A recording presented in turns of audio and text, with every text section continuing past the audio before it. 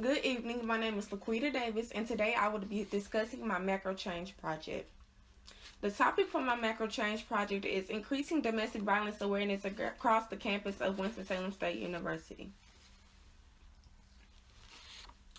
Domestic violence is defined as a pattern of abusive behaviors by one partner against another in an intimate relationship, such as marriage, dating, family, or cohabitation. Domestic violence can affect anyone, no matter of the age, the sex, the culture, or socioeconomic status of that person.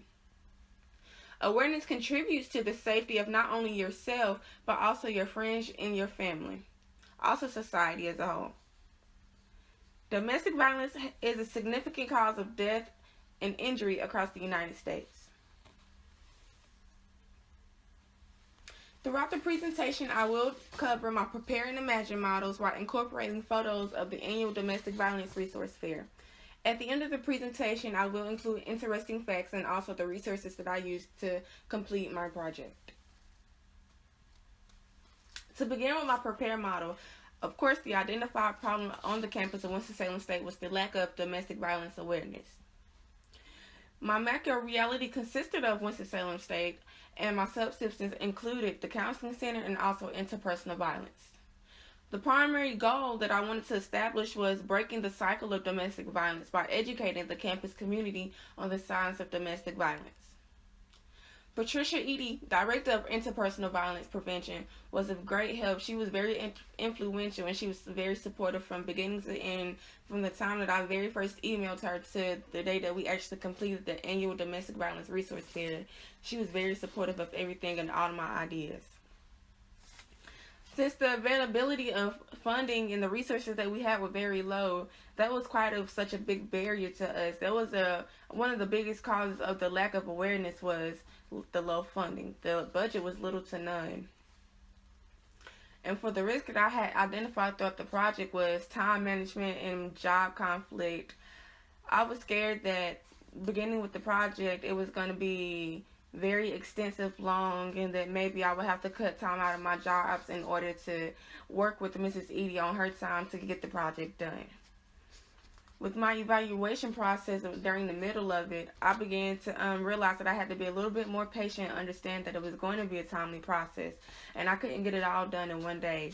I was more nervous as if I don't get it done now, I probably won't be able to get it done later, but with patience, everything did fall into place. Here I incorporated a photo of myself, Quentin Ely, the intern in the counseling center, also Miss Patricia Edie during the annual Domestic Violence Resource Fair. In this photo, I've incorporated the table that we use. I've included the posters that I created with statistical information, free information to like their hotline, and also photos of victims of domestic violence. On this table, we also had freebies such as pens, calendars, and also keychains. And we also, of course, we had pamphlets and brochures that we passed out to students and also faculty who walked by the table that seemed to be a little interested in it. For my innovative idea, I did implement an annual domestic violence resource fair because it was a suitable way to share information with Winston-Salem State University.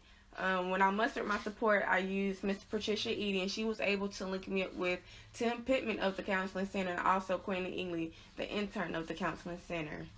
For my assets, Mr. Powell from the Director of University Student Centers, he was very supportive from the idea once he heard the idea that me and Mrs. Edie had put together. Since the budget was little to none, he was able to donate money from his department, University Student Centers, to interpersonal violence in order to get these pamphlets made and passed out to students. It was also other assets that I did identify were the availability of spaces and equipment such as the tables, and we were able to utilize Hill Hall, so that was free of charge. So ultimately, the goal of the project was to break the cycle of domestic violence by educating the campus community about the results and the consequences of domestic violence. The resource fair was held on October 12th from 11 a.m. to 2 p.m. It was a very successful project that I would say. I was able to speak with a lot of students, share my experiences. We were able to interact and figure out how maybe next year how we could also implement this idea again.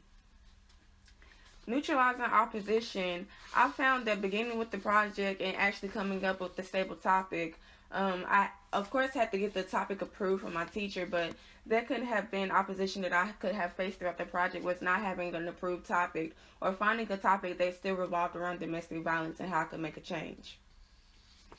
When evaluating my progress throughout the end of the project, comparing myself to last year, I believe that I held a higher standard for myself and I was more persistent for my goal. I came in knowing exactly what I wanted to do and how I wanted to do it, and I implemented it with the help of others. I was very confident, and it made me happy. It gave me a good warm feeling inside knowing that I could reach out to students, both female and male, and share experiences, speak, come up with different ideas, and be able to pass on good information to other students. I've also incorporated some other photos within the presentation, just displaying a closer view to the table with the victims of domestic violence. I've incorporated a picture of Mrs. Edie and I speaking with the student as she walked by. She shared a lot of knowledge also, as if we gave off knowledge. Also that we gave off knowledge to her also. Within this bottom left picture, it also shows the freebies, the pamphlets, the brochures, and the fact sheets that we passed out to students. Approximately 90% of domestic violence victims are women, while 70% of intimate partner homicides are females. And that is a very large number that I've got from the census from the United States. That's a big part of me trying to help raise this domestic violence awareness, is to bring down these numbers. About 1 in 5 college students disclosed that they had been abused by a partner. And I also want to share that October is Domestic Violence Awareness Month. These are my resources that I used throughout my project. Thank you.